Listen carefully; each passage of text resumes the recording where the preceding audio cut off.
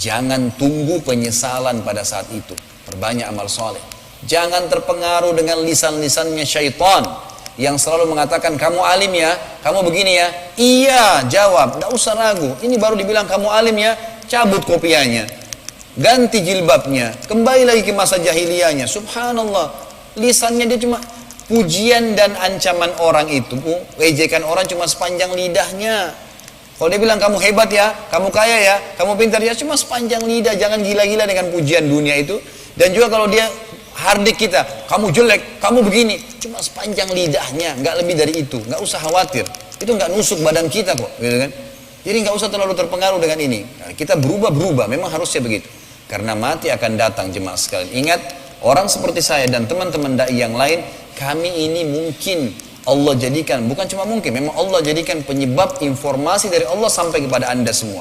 Maka harus jadikan sebagai pegangan. Karena manusia yang pintar, manusia yang mau mengubah dirinya menjadi lebih baik dan bukan menjadi lebih buruk. Ingat, orang kalau jadi lebih baik, maka pasti akan lebih baik hidupnya. Saya tutup dengan perkataan saya.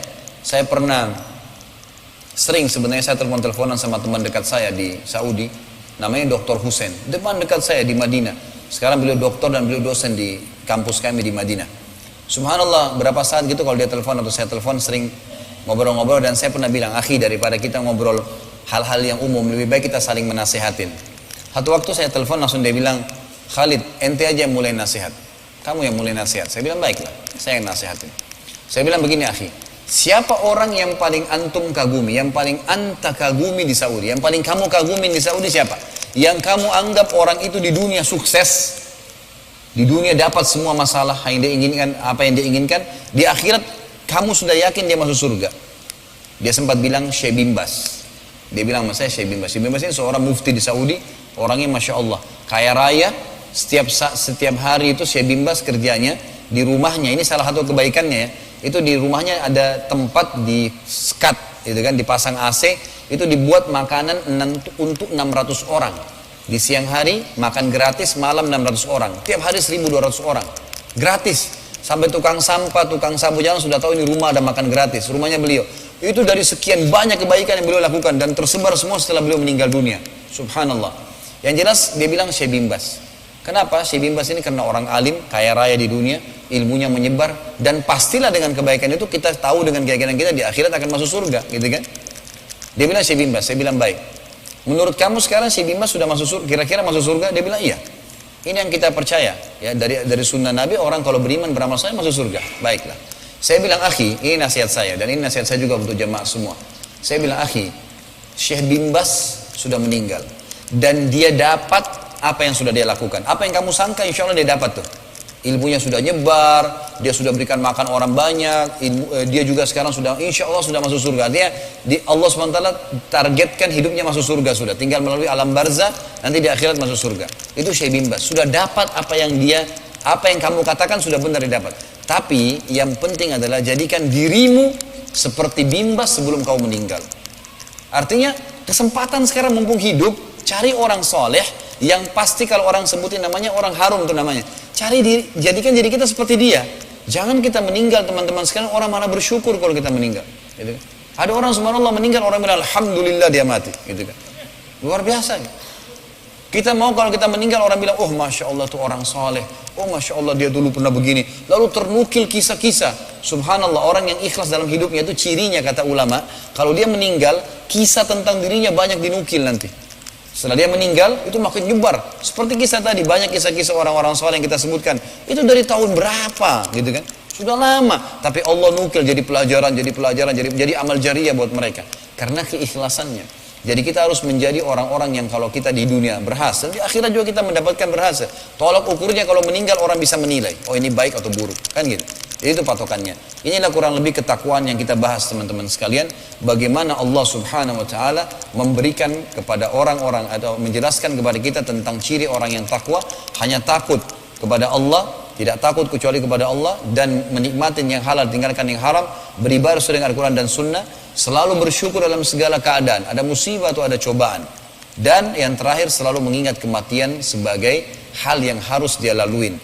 Sebagian ulama salaf sampai menggali liang lahat di belakang rumahnya. Mereka sampai tiap malam masuk di liang lahat itu. Cuma berapa menit? Masuk, kemudian dia keluar lagi. Gara-gara itu nggak pernah ketinggalan sholat tahajud. Jadi mereka bermuhasabah untuk diri mereka sendiri. Saya tutup dengan kisah terakhir, ya, karena ini kalau tidak salah jam 3 kurang 15 harus diberhentikan pengajiannya ya. Jadi kita masih ada waktu 5 menit. Ada kisah tentang kesimpulan dari semua apa yang kita bahas ini. Bagaimana orang kalau bertakwa kepada Allah, Allah akan berikan, bertakwa ini artinya takut, bergantung, yakin kepada Allah. Allah akan berikan balasan-balasan yang banyak sekali. Kisah seorang anak muda dengan batu zamrudnya. Kalau ada yang pernah dengar ya anggaplah ini review. Kalau belum pernah dengar insya Allah menambah keimanan gitu kan. Ada seorang anak muda di Mekah, kisahnya. Anak muda ini di zaman dulu tabi'in, rajin ibadah, Masya Allah, ahli ibadah. Habis sholat duhur di Masjid Haram, dia keluar dari masjid. Di halaman masjid dia temukan ada kantong. Kantong itu kain berwarna biru. Dia lihat, kemudian diambil sama dia, dibuka. Ternyata dalamnya ada batu zamrud, warnanya biru dan bagus. Batu zamrud mahal dan cukup besar batu itu. Maka sunnah Nabi SAW kalau kita temukan sesuatu iklankan, gitu kan? Kalau sudah diiklankan setahun tidak ada yang ngaku, baru bisa jadi hak milik kita. Orang ini berdiri di atas batu teriak, wahai penduduk Mekah, saya menemukan ini nih, kantong. Siapa pemiliknya? Nggak ada orang nyaut. Padahal di situ banyak pedagang-pedagang tuh. Ini luar biasa, kita juga bisa tahu bagaimana keimanan pada saat itu ya. Di Indonesia nggak usah diiklanin, udah hilang, gitu kan. Ini diiklankan tidak ada yang mengaku. 2 kali dia teriak, wahai penduduk Mekah, saya temukan kantong, siapa pemiliknya? Nggak ada yang nyaut. 3 kali, sampai 10 kali diiklanin sama dia. Nggak ada yang datang mengaku. Lalu dia bilang, wahai penduduk Mekah, kan ini orang-orang sekitar itu tahu dia tinggal dekat masjid dan rumahnya dia sering ke masjid. Jadi orang tahu kenal dia. Maka dia bilang, kalian tahu rumah saya, kalau ada yang nanya kantong yang hilang, tunjukkan rumah saya. Ini waktu duhur. Subhanallah, menjelang waktu asar, hampir waktu sholat asar, ada satu kakek-kakek datang, kemudian naik di batu yang sama tuh. Teriak kepada penduduk Mekah, wahai penduduk Mekah, adakah yang menemukan kantong saya? Kalau ada yang temukan kantong saya akan berikan hadiah 500 dirham. Banyak sekali. Ini bisa belasan juta kalau sekarang, mungkin puluhan juta. Maka ada 2 kali, 1 kali belum ada yang nyaut, 2 kali, 3 kali dia sampaikan ada yang temukan kantong saya kasih 500 dirham. Nggak ada yang mengaku sampai ada yang datang. Satu pedagang bilang, tadi waktu habis sholat duhur ada si fulan, penduduk Mekah sini mengaku mengiklankan berapa kali temuin kantong. Rumahnya di sana, silakan Anda ke sana. Pergilah dia ke sana. Pas tiba ke sana, diketuk rumahnya, lalu dia salaman sama anak muda itu, lalu dia tanya, apa kau temukan kantong? Gini, anak muda bilang, iya. Anak mudanya juga jeli, dia tanya, apa ciri-cirinya? Katalah, orang tua itu kantongnya begini, batunya begini. Setelah itu ternyata betul. Anak muda ini nggak tahu nih kalau dijanjikan 500 dirham. Dia kasih, ini silahkan. Allah sudah ya kembalikan kepada Anda amanahnya. Ini kebetulan saya temukan. Orang tua ini pikir anak muda ini tahu. Dia pun mengeluarkan 500 dirham dikasih. Anak muda itu bilang, apa ini? Dia bilang, ini balasan. Kamu kan menemukan kantong saya. Saya sudah niat mau kasih. Kata anak muda itu tidak. Saya hanya kembalikan karena Allah. Nggak ada urusan ini sama saya, masalah uang. Dia bilang, pokoknya ambil. Saya sudah kasih. Anak muda bilang tidak. Kata orang tuanya, dia cerita, anak muda itu saya pertama kali temuin dalam hidup saya seperti itu. Imannya luar biasa. Nggak mau terima balasan. Nggak mau. Pokoknya ini karena Allah ya sudahlah. Gitu kan. Sudah selesai. Kata orang tua ini, saya keluar dari rumahnya, saya tidak tahu apa-apa. Ringkas cerita, 3 bulan setelah itu, anak muda ini tiba-tiba merasa di Mekah agak sedikit himpit ekonomi dan dia ingin keluar dari kota Mekah. Keluarlah dia ke Jeddah. Sekarang Jeddah ada pelabuhan dari zaman Umar bin Khattab sudah ada dulu ya. Maka bahkan dari zaman Quraisy Umar bin Khattab berkembang. Maka orang muda ini ke sana naik kapal, ingin merantau lah, cari rezeki nanti kembali ke Mekah. Di tengah lautan kapalnya dihantam dengan ombak yang besar sampai hancur. Dan anak muda ini pun sempat selamat karena bertahan di atas satu papan pecahan kapal. Dia bangun menjelang subuh, terdampar di sebuah pulau. Waktu dia bangun dia lihat sudah menjelang subuh dan ada di pinggir pantai itu ada masjid. Masjid ini sudah kotor, ada berlawak-lawak gitu. Dia pun bangun dalam kondisi tubuhnya lemas dan juga dia basah semua. Tapi dia lihat sudah dekat subuh. Dia masuk masjid tidak ada orang. Dibersihinlah masjid itu sama dia. Kemudian pas masuk waktu subuh, zaman dulu orang bisa lihat dari cahaya langit gitu kan, cahaya matahari. Maka dia pun azan. Waktu dia azan, masyarakat sekitar masjid datang. Dia basah bajunya, ditanya, kamu ini siapa? Dia bilang, saya musafir gitu kan, dan saya terlantar, kapal saya tenggelam, saya terdampar. Dikasih dia baju, kemudian dia disuruh jadi imam. Lalu dia imam sholat, suaranya bagus. Memang ini orang penuntut ilmu anak muda nih. Ada hafalannya beberapa surah Al-Quran. Ringkas cerita, tinggal dia 3 bulan di pulau itu. Karena masyarakat itu bilang, maukah kau jadi imam sini? Karena imam kami sudah meninggal dunia. Ya. 3 bulan yang lalu dia meninggal. Katanya baiklah, saya tinggal di sini, tinggal. Setelah 3 bulan di situ, masyarakat kampung itu bilang, wahai anak muda, kami merasa cocok dengan kamu, kami ingin menikahkan kamu sama anak gadis di kampung ini, kamu mau nggak? Dia bilang, iya boleh, nggak apa-apa. Lalu dipanggillah anak perempuan yang menurut masyarakat kampung itu yang paling terbaik, anak perempuan yang paling terbaik, datang bercadar. Begitu datang ke dalam masjid, ini anak muda di mihrab, perempuan duduk di depannya untuk dilihat wajahnya. Tiba-tiba laki-laki ini kaget si anak muda ini, karena di leher perempuan itu ternyata ada kalung, ada batu zamrudnya, gitu kan? Dan dia lihat ini batu persis seperti batu yang dia temukan berapa bulan lalu di Mekah. Maka dia lihat terus per batu itu. Maka masyarakat itu bilang, hai anak muda, kau zalimi perempuan ini. Kami datangkan untuk kamu lihat wajahnya, bukan permatanya, gitu kan? Maka dia bilang, saya punya kisah dengan batu ini, kata anak muda itu. Batu itu begini, ceritain. Ini cerita 6 bulan lalu nih. Karena kan dia 3 bulan setelah pisah sama orang tua itu, dan 3 bulan tinggal di pulau, sudah 6 bulan. 6 bulan lalu saya pernah temukan ini, diceritain sama dia kain, saya ketemu orang tua. Begitu dia bilang orang tua, masyarakat satu masjid semuanya takbir. Allahu Akbar. Kaget dia, kenapa kalian bertakbir?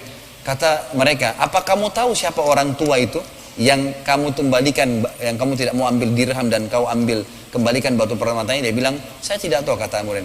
Kata mereka, itu ayahnya anak perempuan nih, ayahnya anak perempuan ini, dan dia adalah pimpinan kami di pulau ini, dialah imam masjid kami yang sudah meninggal, dan dia waktu pulang dari Mekah, dia menceritakan kepada kami tentang kebaikan kamu, dan dia sempat berdoa sebelum meninggal.